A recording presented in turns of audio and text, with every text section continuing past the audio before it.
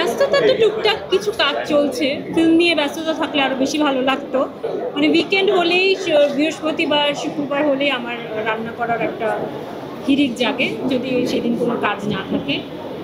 ভালো লাগে, মন খারাপ হলে রান্না করলে মনটা ভালো লাগে। অ্যাওয়ার্ড পেয়ে অনেক ভালো লাগছে, নিঃসন্দেহে অ্যাওয়ার্ড পেতে তো সবসময় ভালো লাগে। আর অনুষ্ঠানটা বেশ সুন্দর লাগছে, বেশ তারকাজ্জ্বল। ভেতরে অনেকের সঙ্গে দেখা হয়েছে, দেখা করে ভালো। কি নিয়ে ব্যস্ততা যাচ্ছে?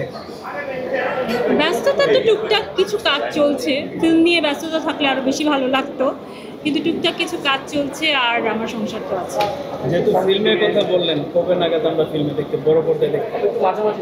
এখনো সেরকম সময় আসলে আমি আপনাদের দিতে পারছি না।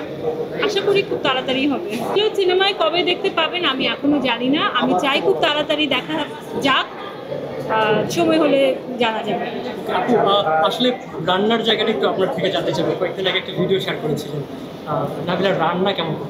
আমি রান্না করতে খুবই ভালোবাসি, আমি আপ্যায়ন করতে খুবই ভালোবাসি। আই থিঙ্ক আমার হবি যদি বলেন কি, তাহলে সেটা হবে রান্না করা।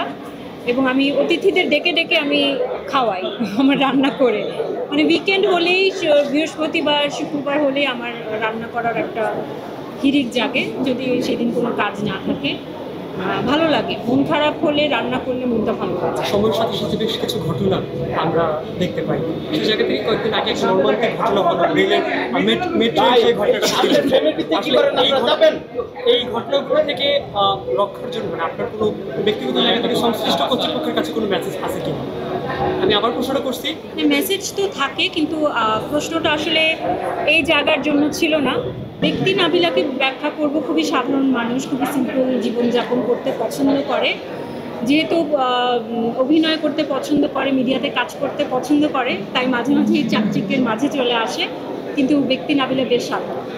এনজয় আসলে দুটোই করি, কিন্তু উপস্থাপন আমি এত করেছি যে অভিনয় করার খোরাকটা, মনের বাসনাটা এখনো অনেকখানি রয়ে গেছে, তো সেটা বেশি বেশি করতে। 30 বছর পর সালমান শাহ হত্যার বিচার দিতে যাচ্ছে ওনার পরিবার, সেই বিষয়টা নিয়ে আপনার কাছে জানলে কি বলবেন? আমি এটা নিয়ে কি বলবো, আমরা সকলেই চাই যে যেটি ন্যায় বিচার সেটিই হোক, সত্য মিথ্যা যেটি আসলে যেটি সত্য সেটা যাতে সামনে আসুক। এই সবসময় আসলে আমাদের সবচেয়ে পছন্দের যিনি নায়ক, মানে মানে আমাদের বাংলাদেশি সিনেমার আইকন যিনি, তার মৃত্যুটাই তো অনাকাঙ্ক্ষিত ছিল।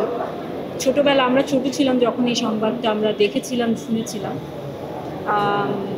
চাই যে যেটা সত্য সেটা সামনে আসুক। যেটাই কোন সিনেমাটা দেখেছিলেন? সব সিনেমা এখনো টিভিতে যখন ওনার জন্মদিন এবং ওনার মৃত্যুবার্ষিকীতে যখনই চ্যানেলগুলোতে দেখে ফেলি কোনো কিছু, সেটা তবে প্রথম সিনেমাটা অবশ্যই কিয়ামত থেকে কিয়ামত। সেটার গানগুলো, সেগুলো চিত্রায়ন, সেটা অবশ্যই।